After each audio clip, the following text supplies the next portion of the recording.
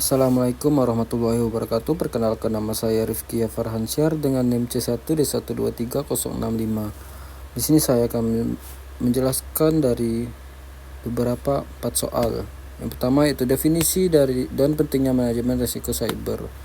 Manajemen risiko cyber adalah proses sistematis dalam mengidentifikasi, menilai, dan mengelola risiko yang berasal dari potensi ancaman terhadap sistem informasi dan infrastruktur digital suatu organisasi. Dalam era digital saat ini, manajemen risiko cyber menjadi sangat penting karena hampir seluruh aktivitas organisasi bergantung pada teknologi informasi.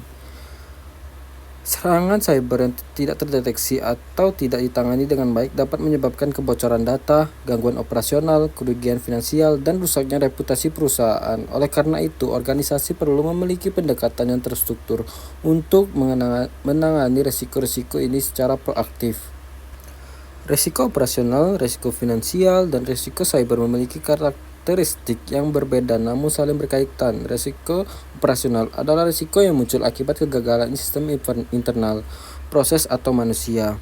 Contohnya, kesalahan entry data oleh staf yang menyebabkan kesalahan laporan keuangan. Risiko finansial berkaitan langsung dengan kerugian moneter, seperti fluktuasi nilai tukar yang merugikan perusahaan ekspor. Sementara itu, risiko cyber adalah risiko yang berasal dari penggunaan teknologi informasi dan jaringan digital. Misalnya serangan ransomware yang mengenkripsi seluruh data perusahaan dan menutup ketebusan. Serangan seperti ini bukan hanya menyebabkan gangguan operasional, tapi juga berdampak finansial yang signifikan karena biaya pemulihan dan potensi denda hukum. Lanjut ke kedua, yaitu tahapan proses manajemen risiko cyber. Manajemen risiko cyber terdiri dari beberapa tahapan utama yang secara umum terbagi menjadi 5 langkah penting. Pertama adalah identifikasi risiko, yaitu proses mengenali aset digital, potensi ancaman, dan kerentanan sistem. Seorang manajemen risiko biasanya melakukan audit keamanan sistem dan perangkat lunak yang digunakan perusahaan.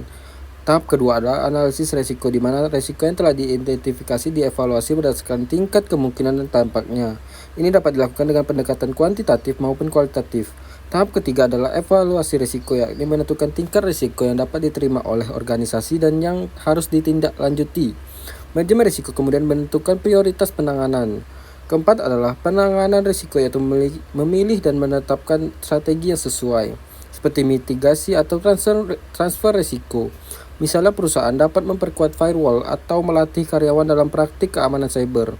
Terakhir adalah tahap kelima adalah pemantauan dan peninjauan ulang yang dilakukan secara berkala untuk memastikan strategi yang ditetapkan tetap efektif seiring berkembangnya teknologi dan ancaman baru.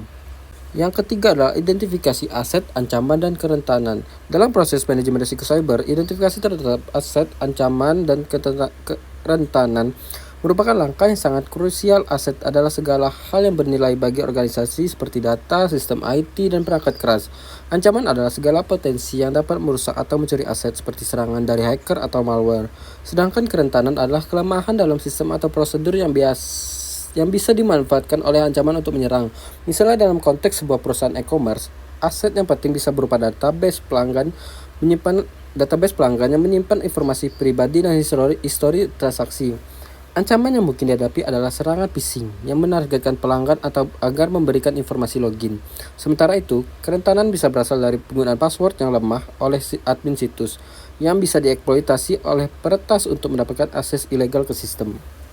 Yang keempat adalah strategi penanganan risiko. Setelah risiko berhasil diidentifikasi dan dievaluasi, organisasi perlu memilih strategi penanganan yang paling sesuai. Ada 4 strategi utama dalam penanganan risiko cyber, yaitu risk acceptance, risk avoidance, risk mitigation, and risk transfer. Strategi risk acceptance berarti organisasi menerima risiko karena dampaknya kecil atau biaya mitigasinya terlalu tinggi. Misalnya sebuah startup fintech menerima risiko downtime 1 menit saat jam non-produktif karena biaya peningkatan sistem terlalu besar. Risk avoidance adalah menghindari aktivitas yang berisiko tinggi seperti tidak menggunakan cloud publik untuk menyimpan data sensitif guna menghindari kebocoran informasi. Risk mitigation dilakukan dengan mengurangi kemungkinan atau dampak dari risiko seperti menerapkan autentikasi 2 faktor untuk meningkatkan keamanan login sistem.